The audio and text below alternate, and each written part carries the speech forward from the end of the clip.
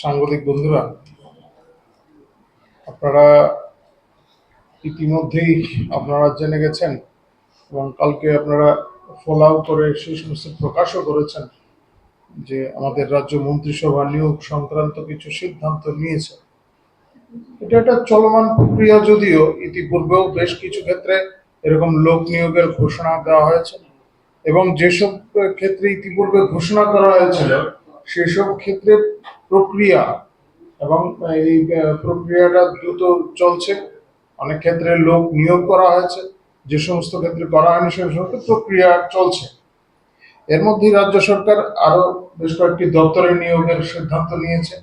সংখ্যার দিক থেকে আমি যাচ্ছি না, কারণ সংখ্যা ইতিমধ্যেই আপনারা জেনে গেছেন, আপনাদের মাধ্যমে রাজ্যবাসীও জেনে গেছেন। গ্রাম উন্নয়ন দপ্তরে ইঞ্জিনিয়ার নিয়োগ করা হচ্ছে, বাস্তুকার নিয়োগ করা হচ্ছে,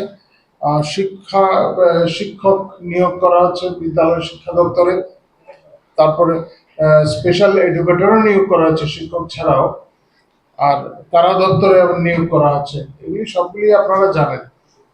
তো আমরা পার্টির তরফ থেকে আমরা রাজ্য সরকারকে, রাজ্যের মুখ্যমন্ত্রী মাননীয় ডক্টর মানিক সাহা মহোদয় এবং তৎসঙ্গে মন্ত্রিসভার সমস্ত সদস্যকে আমরা পার্টির তরফ থেকে ধন্যবাদ জানাচ্ছি। মানুষ ভারতীয় জনতা পার্টির প্রতি আকৃষ্ট হচ্ছেন এবং এই রাজ্যের যারা যুবক যুবতী তাদের আমরা লক্ষ্য করছি। আপনারা দেখেছেন গতকালকে সম্পন্ন হয়েছে যুব মোর্চার যে কর্মসূচি, সারা রাজ্যের বিভিন্ন জায়গায় এই ধরনের প্রোগ্রাম হয়েছে এবং এই অনুষ্ঠানগুলিতে ব্যাপক হারে যুবা অংশের উপস্থিতি এটা প্রমাণ করে যে ভারতীয় জনতা পার্টি পরিচালিত যে সরকার, এই সরকারের নীতি তার উপর সবার সমর্থন রয়েছে এবং আমাদের পার্টির কর্মসূচির প্রতিও মানুষ আকৃষ্ট হচ্ছেন।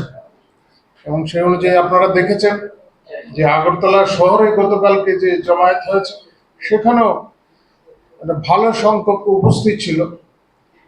ইতিপূর্বে কোনো রাজনৈতিক দল এইভাবে যুব জমায়েত করতে পারেনি বা কোনো কর্মসূচি সংগঠিত করতে পারেনি। এটা প্রমাণ করে যে আমরা যেই নীতি নিয়ে এগিয়ে যাচ্ছি, অন্তর্দয়ের যে আদর্শ আমরা বলছি, আমরা তা বাস্তবায়নে রূপায়ণ করতে পারছি এবং সাধারণ মানুষ আমাদের সঙ্গে আছে। আরেকটি বিষয় আমি উল্লেখ করতে চাই, আপনারা জানেন আমাদের সাংগঠনিক প্রক্রিয়া চলছে। এই সাংগঠনিক বিভিন্ন পর্যায়ে যে আমাদের নেতৃত্বরা উঠে আসবেন তার প্রক্রিয়া যথারীতি চলছে এবং সেই জন্য যে সদস্য গ্রহণ প্রক্রিয়া তাও প্রায় চূড়ান্ত পর্যায়ে এসে পৌঁছেছে। আমি আপনাদের কাছে এই সদস্য গ্রহণ সংক্রান্ত বিষয়ে এখন পর্যন্ত আমাদের কি হয়েছে, প্রায় 12 লক্ষের উপরে আমাদের হয়ে গেছে সদস্য। অনলাইনে আমরা সদস্য গ্রহণের যে প্রক্রিয়া শুরু করেছিলাম তাতে আমাদের 3 লক্ষের মতো আছে, 3,07,667 জন। তাদের যে তথ্য তারা দিয়েছেন সেটা এখন সম্পূর্ণ হয়নি এবং তারা সদস্য হবেন, কিন্তু তাদের এই সদস্য গ্রহণের জন্য সদস্য পদের যে তথ্যগুলি দেওয়া প্রয়োজন ছিল সেগুলি সংগ্রহ করা হচ্ছে, তাদেরকে বলা হচ্ছে, তারা সেগুলি দিচ্ছেন।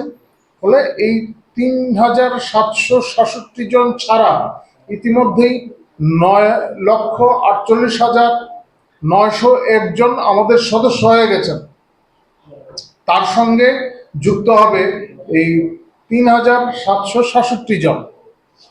এছাড়া অফলাইনে যে সমস্ত জায়গায় আমরা এই অনলাইনে সদস্য গ্রহণ প্রক্রিয়া আমরা সম্পূর্ণ করতে পারিনি, সে সমস্ত ক্ষেত্রে অফলাইনে ফর্মের মাধ্যমে যারা সদস্য হচ্ছেন সেই সংখ্যা 2,31,571।